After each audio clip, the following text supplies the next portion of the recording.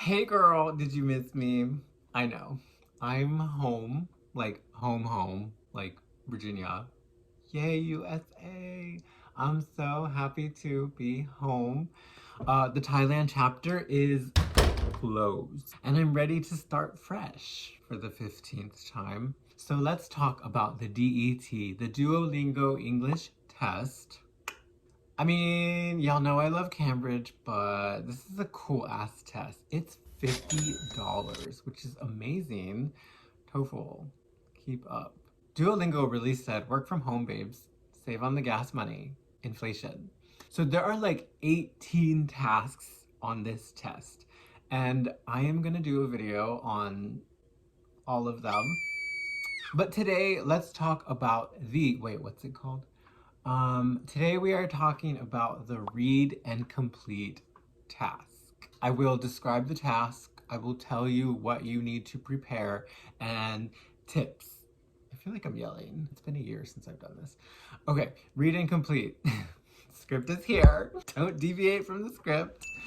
Okay, read and complete. You have 3 minutes for this task. It's basically a fill in the blank, but it's not really vocabulary. A little bit, but most of the blanks are not content words or content meaning verbs and nouns. Most of the words are function words, so grammatical words, smaller words, helping verbs, articles, prepositions, conjunctions, determiners, grammar. I don't think you need to be like a grammar wizard, but knowing some grammar will help. Let's look at our first example. Our example is from the Duolingo test guide. You can download this for free on the Duolingo website, but I know most of you won't because you need YouTube to do the work for you. I'm not saying no names. You know who you are. Okay, look at her. Tip, read the whole thing before you start. This will help you later. It just kind of tells your brain, okay, this task is about a big indoor arena. It's international. It's popular. Just look at the big content words and it doesn't take long. See? That only took a few seconds. Now, the details. Some blanks are easier, some blanks are harder, but good news, you have some letters filled in.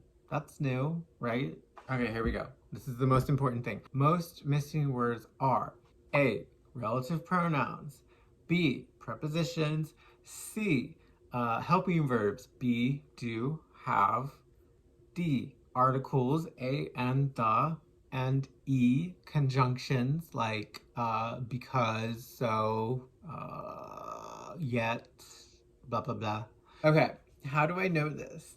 Well, I've looked at a lot of different examples, so, it's obvious which words are commonly chosen, but also, this task looks very familiar. Where have I seen a task like this before? Bit of vocab, but mostly grammar. Most of the words you need are small words, like prepositions, or helping verbs, or even relative pronouns, with the biggest or the most common concepts they test on this section. Duolingo, you nasty girl. This is just like the open close on the Cambridge exams. FCE, CAE, CPE. You're missing words. It could be anything, but most of the time they're function words.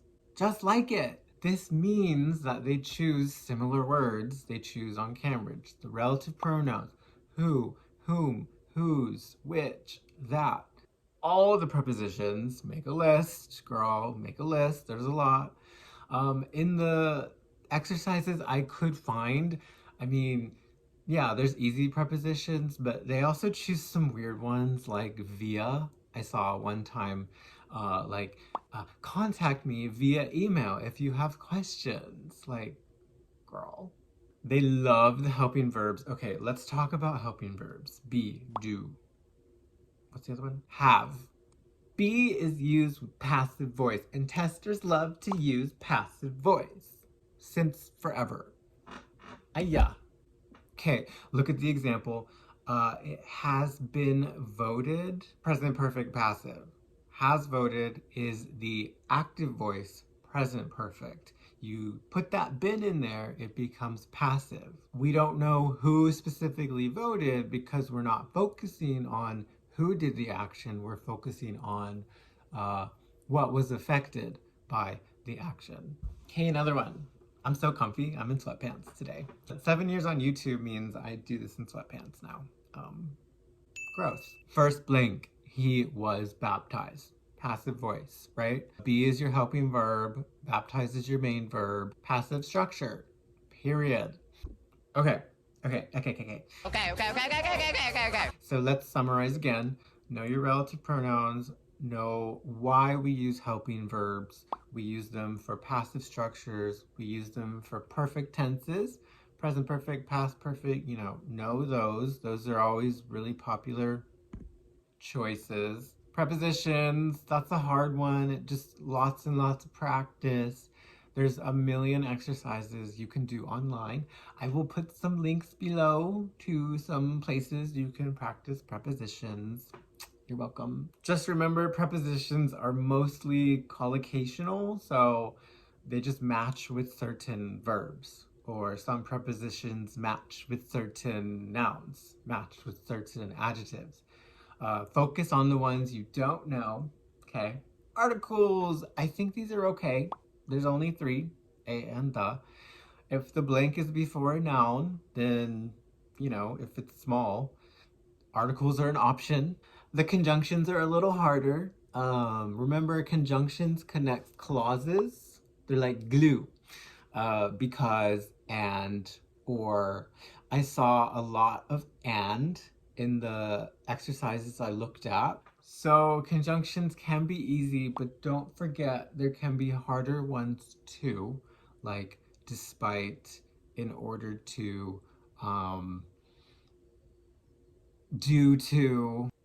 So study your conjunctions if you're weak there.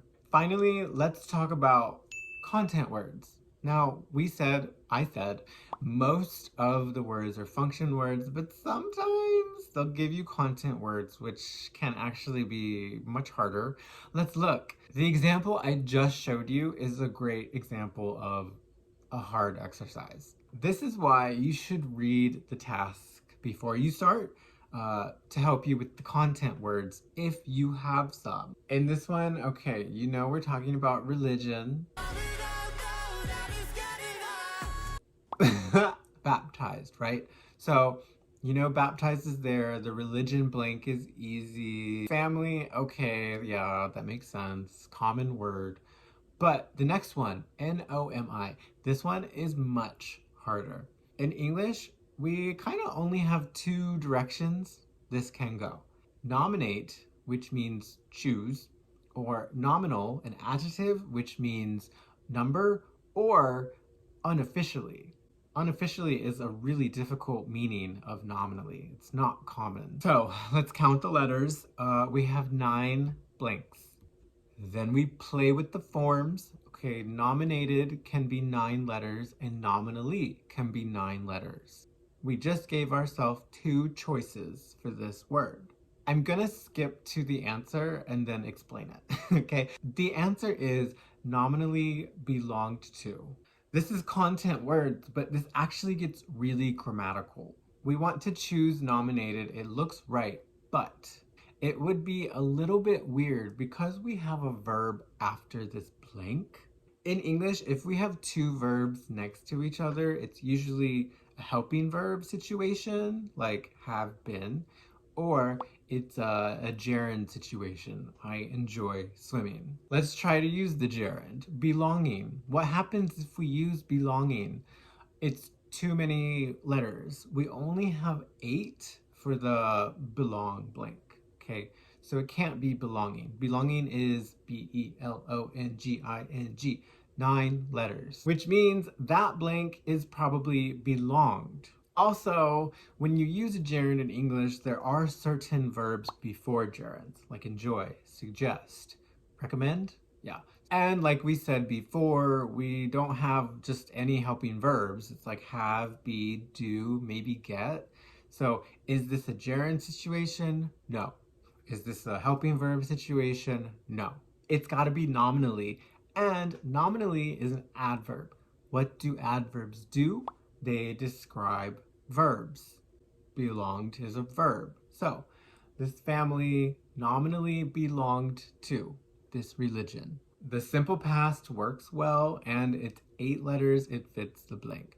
It's a very difficult meaning, so the content, yeah, is difficult, but we can use our grammar to help us figure this out. Damn. Damn, boy!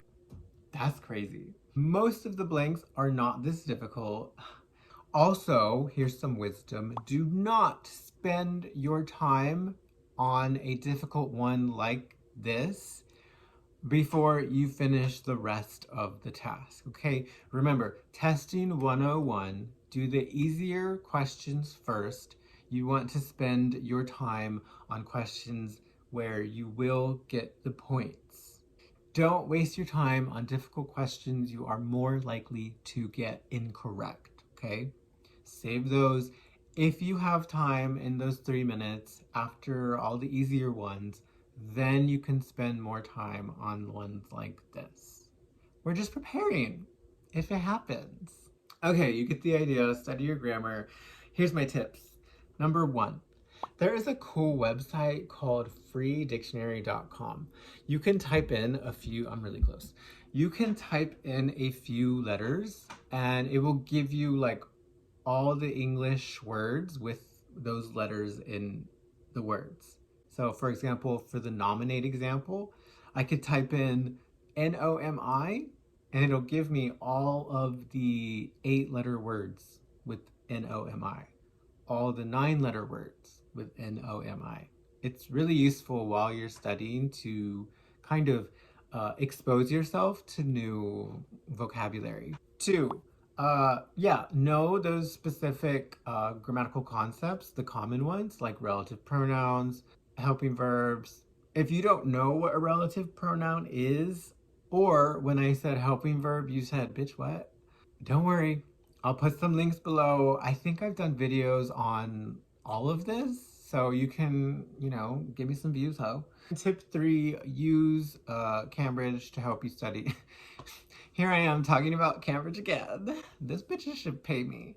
Use the open close exercises online to help you practice for this. Me, the cute English teacher, me, the teacher since 2011, I do strongly believe the open close exercises will only help you.